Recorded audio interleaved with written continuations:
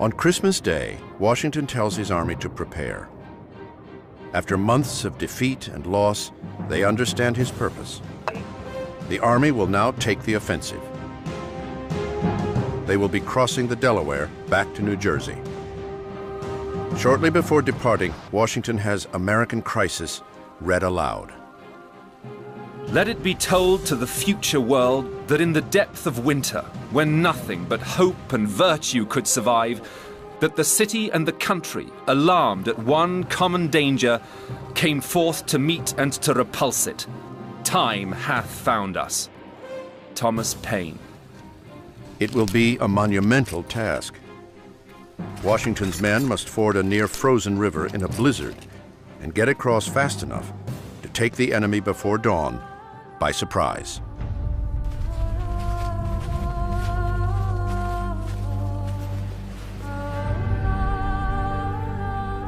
Yet Washington's leadership, his army, and the revolution all ride on the success of this singular mission. Washington himself will lead the soldiers into battle for the first time in the war.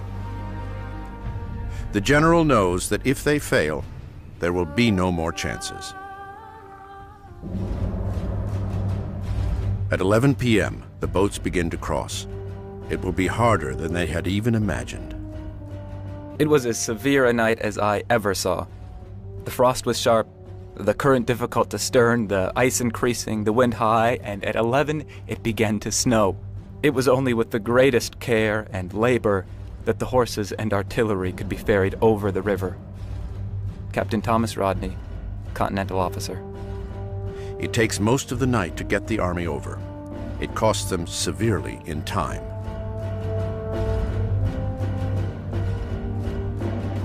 As dawn approaches, this surprise attack on the Hessian forces at Trenton grows nearly impossible. For a moment, Washington considers turning back. It made me despair of surprising the town, as I well knew we could not reach it before the day was fairly broke. I determined to push on at all events. General George Washington. 5 a.m. The weather worsens and the temperatures drop even further.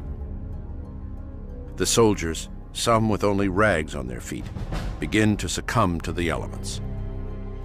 I was so benumbed with cold that I wanted to go to sleep. Had I been passed unnoticed, I should have frozen to death without knowing it. But as good luck attended me, Sergeant Madden came and made me walk about. John Greenwood, Continental Fifer.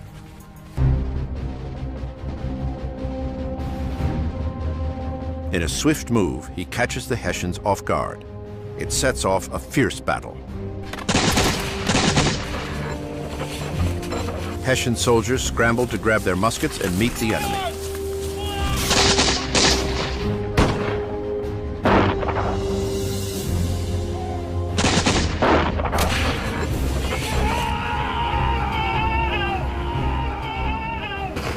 Colonel Rahl wakes up to a battle already underway. He had been expecting something from the rebels, but nothing of this scale.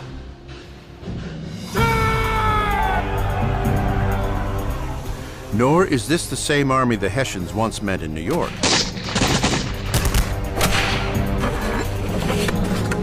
Now the Continentals fight with fierce spirit. In bloody, chaotic engagements, they hold their own. Trenton is a small battle in numbers, but it is a vicious and closely fought one. Colonel Rahl is shot and mortally wounded.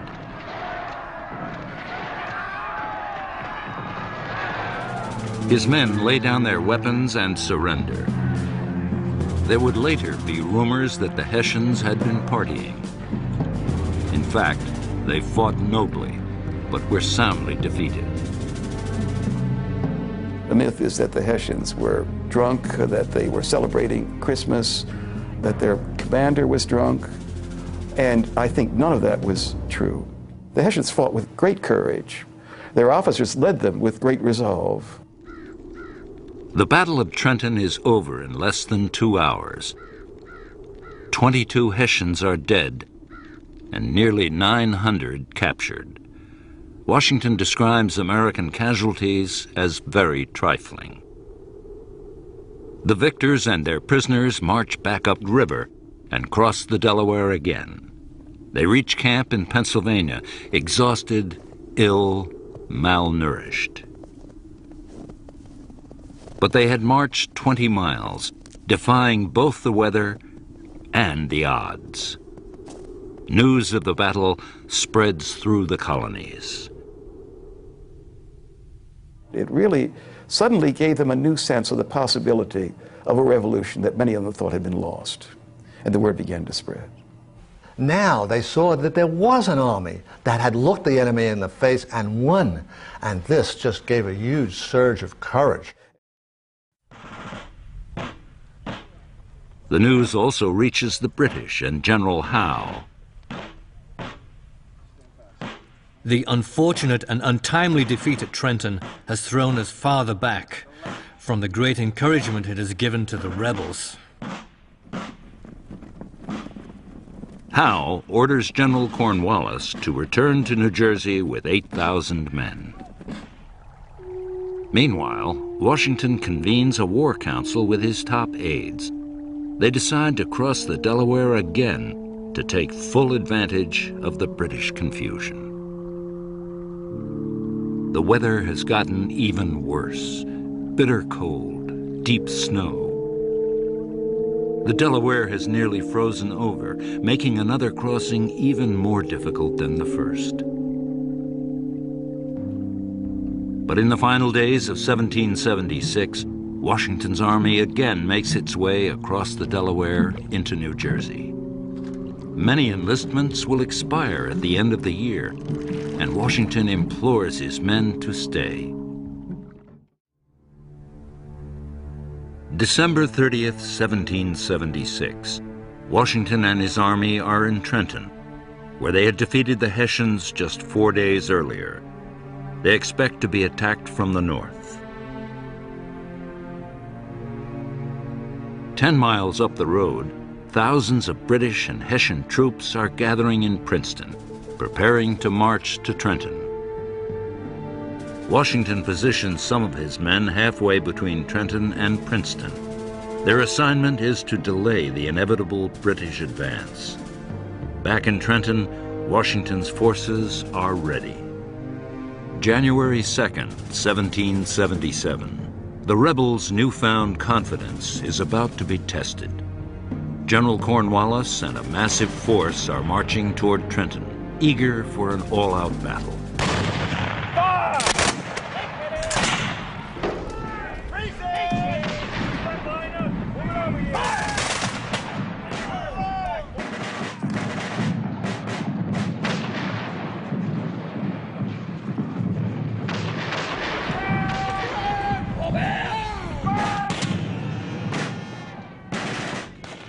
Along the way, Americans engaged the British in a series of skirmishes, delaying their advance. The delays are costly to the British, who finally reached Trenton at sundown. Washington and his troops have taken positions on the south side of the Assunpink Creek. This is the Second Battle of Trenton.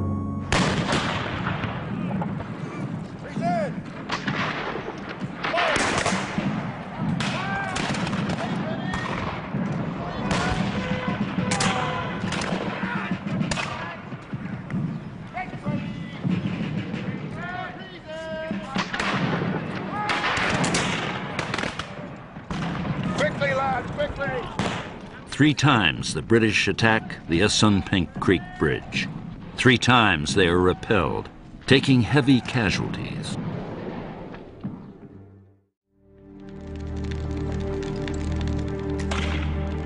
As darkness falls, the Americans are encamped on one side of the creek, the British on the other. The Redcoats expect to easily defeat Washington the next morning.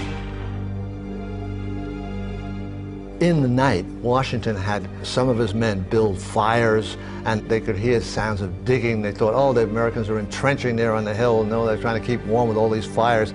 Meanwhile, Washington's whole army marched by back roads and completely outflanked the British army. that was sitting in front of Trenton, and the next thing you know, in the early morning, they attacked the British garrison in Princeton. This time, the frigid weather is an asset, turning muddy roads solid, enabling Washington and his men to move through the night.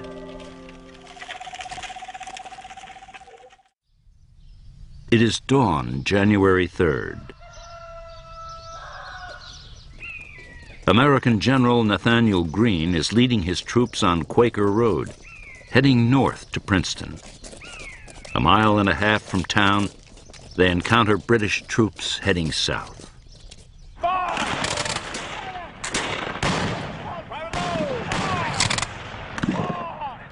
With a ferocious British bayonet charge, the Battle of Princeton begins on the farms of William and Thomas Clark.